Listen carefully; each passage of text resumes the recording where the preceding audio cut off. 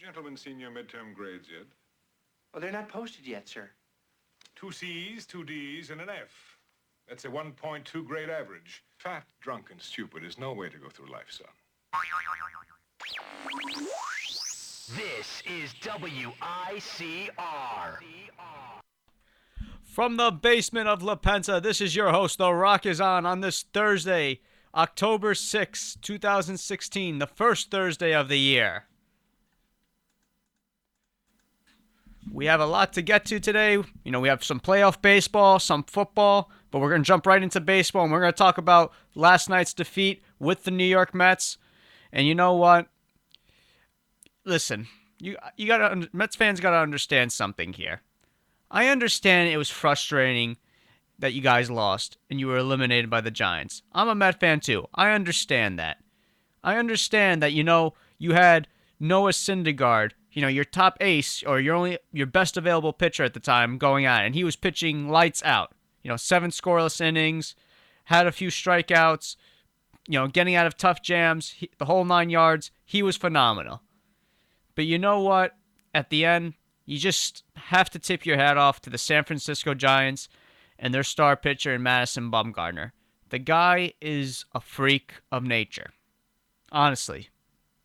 No ifs, ands, buts about it. He's just phenomenal. He's just a flat-out great pitcher.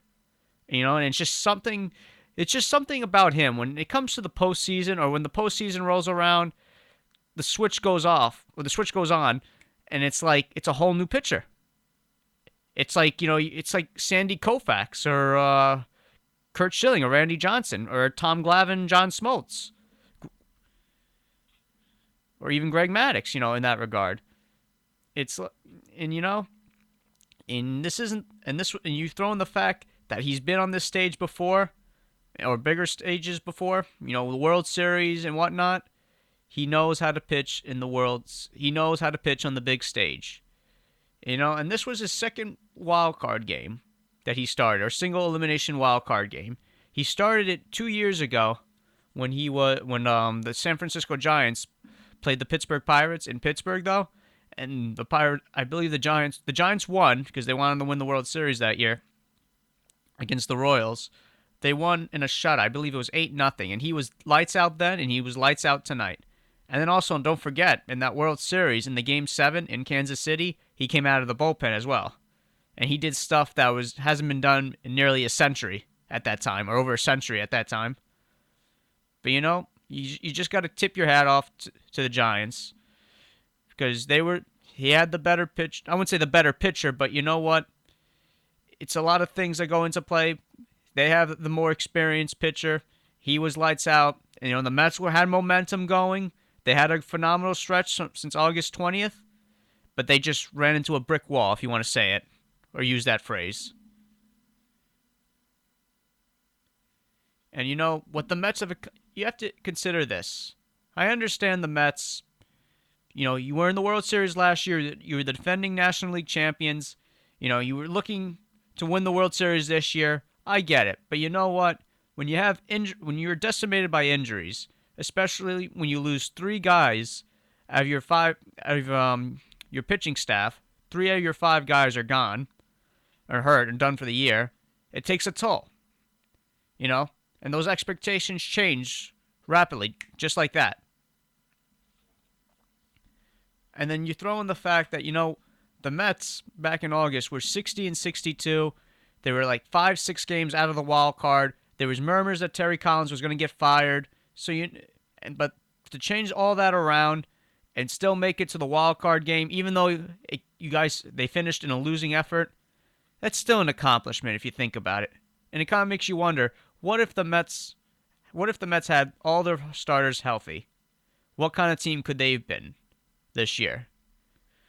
Well, that's something you gotta look forward to next year, though, because you're gonna have all these guys healthy, or hopefully healthy, next year, going into spring training next year.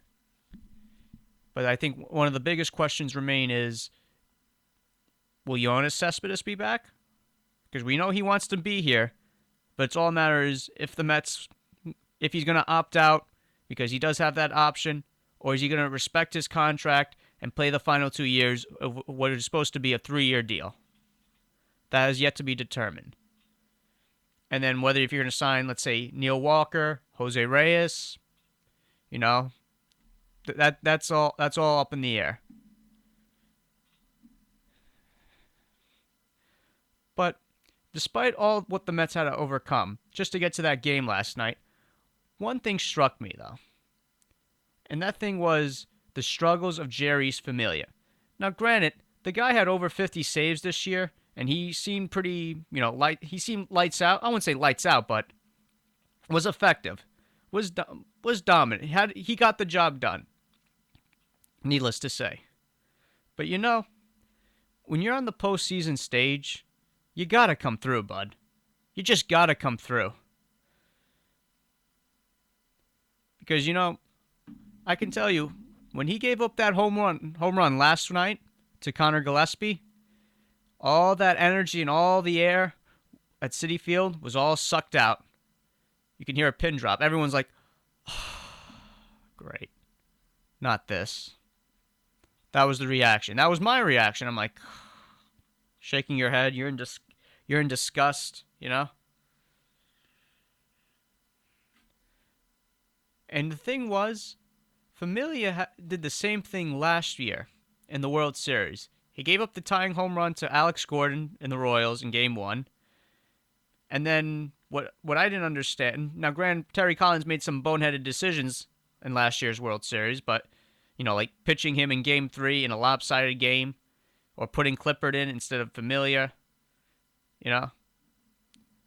He blew 2 saves.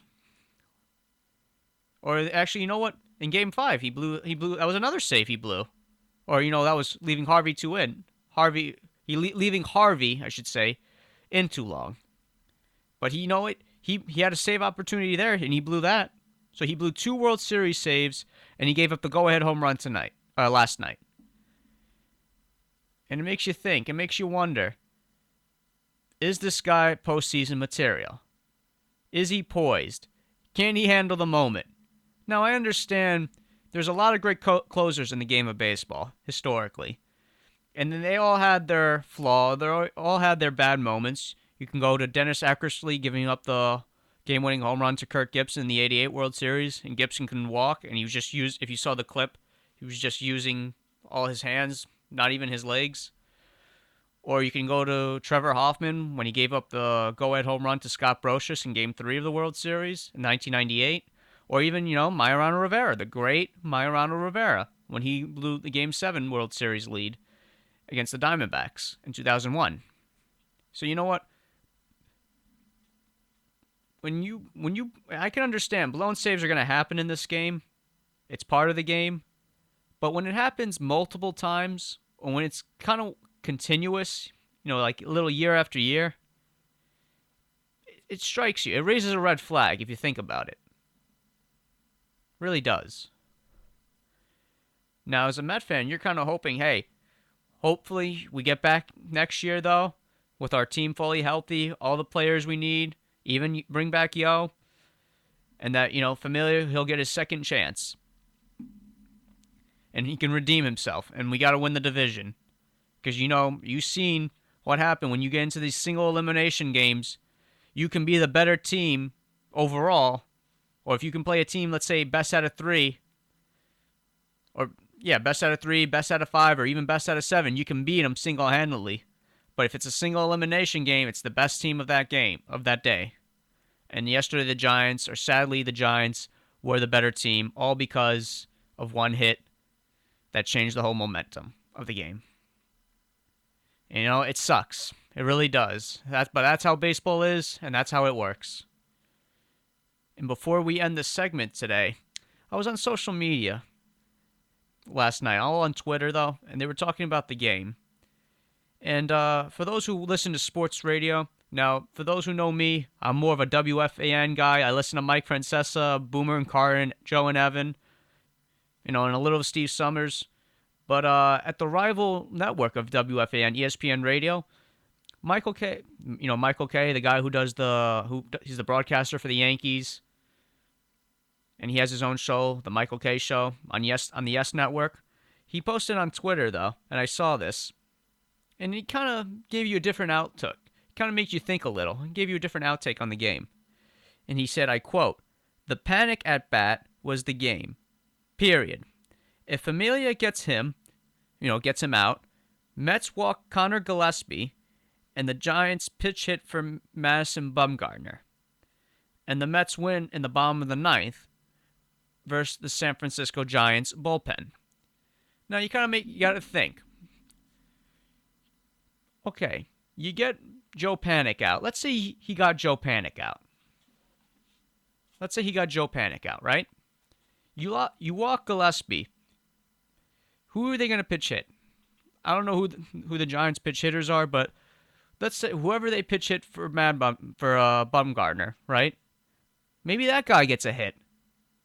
You don't know that. Or maybe he gets him out. It's a 50-50 chance. But you know what? You got to look at it from this standpoint.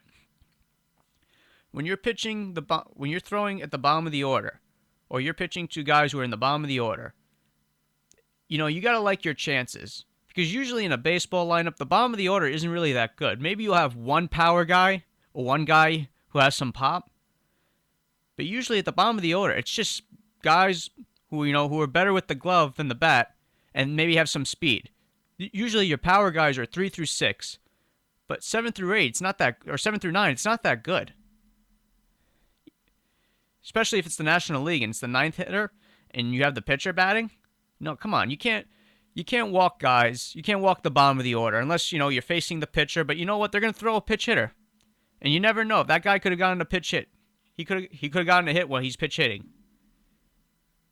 But it kind of makes you wonder on the other side if he did walk him, or if he got Panic out and he did walk Gillespie, and they hit for Bumgarner. Bumgarner's out of the game, and up until that point, he's been lights out. Throughout even last night and throughout his whole career in the postseason, Madison Bumgarner has been lights out. And who knows? Maybe the Mets get to the Giants bullpen.